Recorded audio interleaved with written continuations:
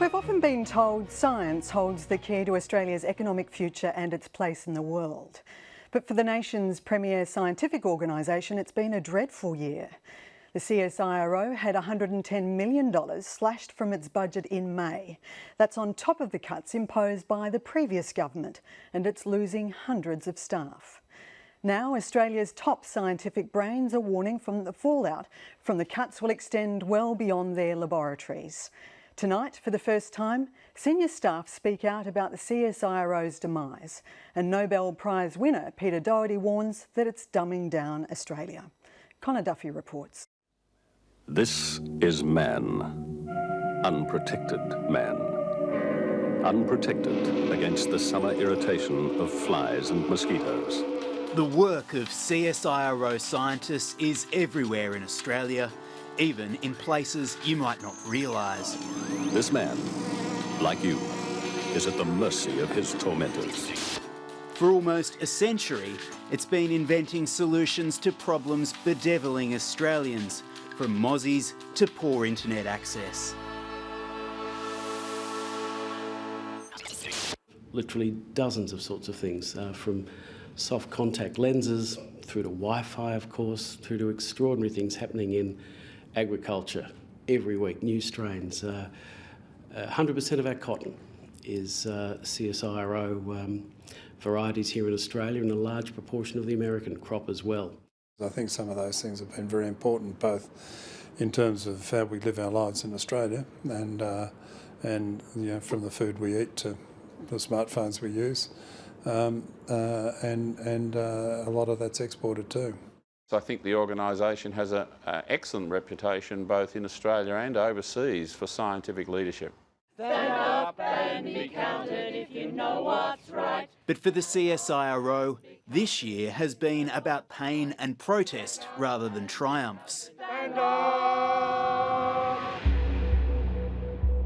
The Abbott government slashed $110 million from the CSIRO budget.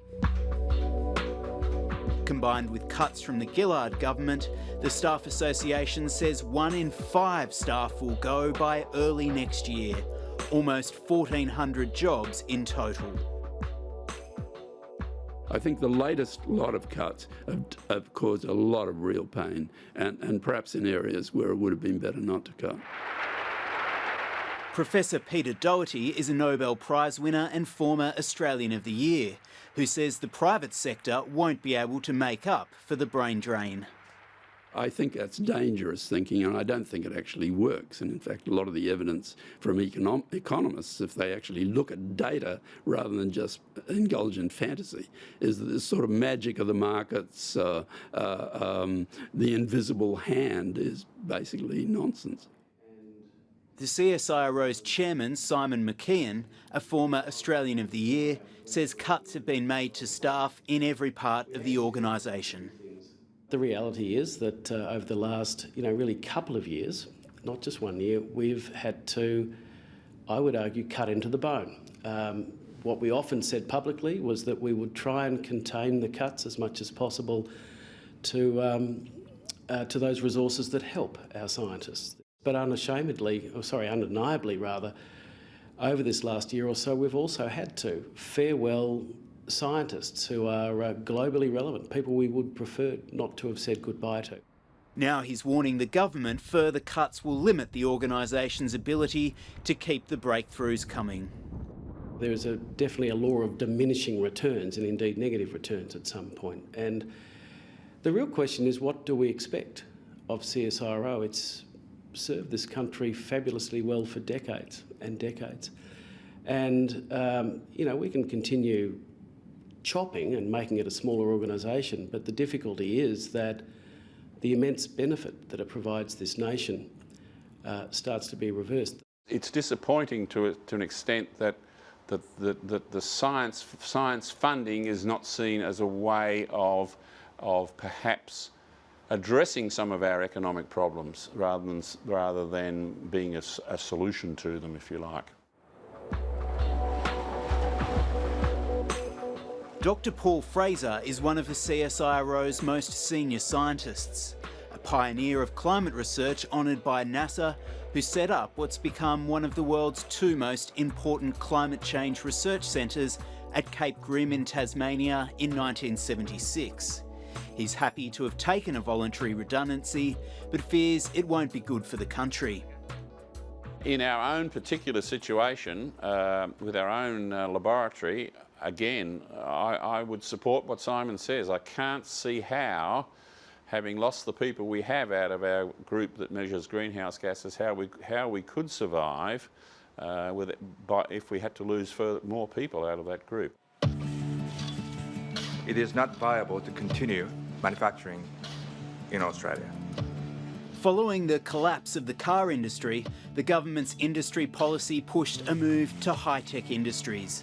But the CSIRO has also cut from an area designed to do just that, its flagship manufacturing program. That's the great fear for Australia, for all of us, I think, and it's not just in the science sector. Where are the jobs of the future going to come from?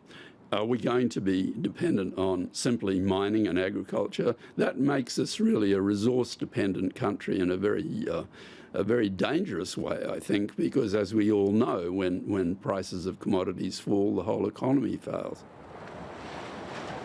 And obviously a huge amount of redundancy built into all of that. Yes. Today in Hobart, Ian McFarlane and CSIRO executives were celebrating the launch of a new $120 million research ship called the Investigator. The Minister described the cuts as minimal. Well, CSIRO actually had a very small cut relative to its overall budget. And if you look at the overall science budget in Australia of over $9.3 billion.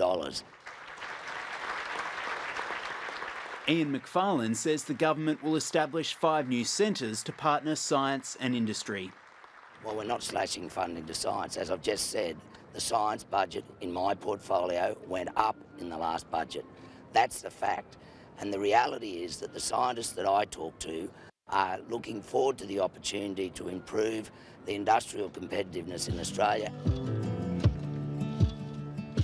Not Professor Peter Doherty, who believes Australia's international prestige has already fallen from the CSIRO cuts. I don't think it's wise to underestimate the effect of that. If we're seen as a kind of dumb place, Lee Kuan Yew put it as the poor white trash of Southeast Asia, I don't think we're going to get a lot of respect in the region. And my concern is Australia will end up as some sort of primary producing vassal state, which I think is a pretty drab prospect for the nation.